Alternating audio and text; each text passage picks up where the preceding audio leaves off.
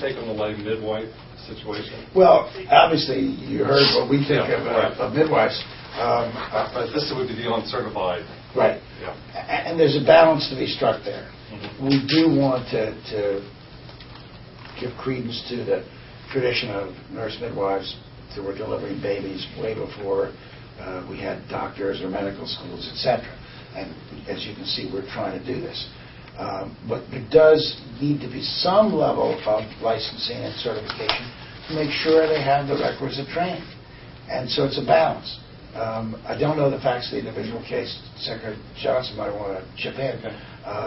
Generally, I think we should, try to walk that balance carefully and make. It's a hard thing for us. It's just because do we have a responsibility to make sure that anyone delivering a medical service knows what they're doing? Sure, we do. Somebody said, well, how are you going to take away a license of a hospital that is making no progress on health-acquired infection? I say, hey, when you go to a restaurant, do you want us to have inspected the restaurant for healthy conditions? I said, absolutely. Why wouldn't you want us to inspect and regulate a hospital for healthy conditions?